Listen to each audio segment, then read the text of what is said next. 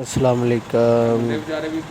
क्या हाल है? ठीक हो? तबीयत से ठीक है? उम्मीद करें ना सारे खैर खैरियत नाल खुश हो।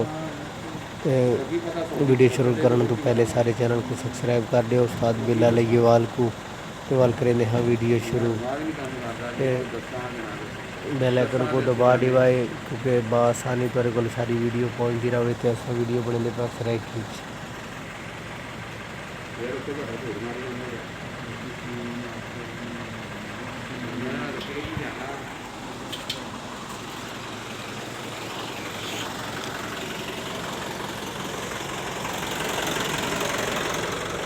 इंदा थी है जी हरण चालू किया है तुम देख सकते हो।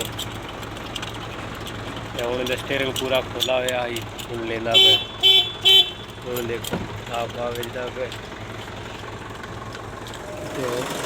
पिछू लाइटा ही चालू की दिखाने तो आपको।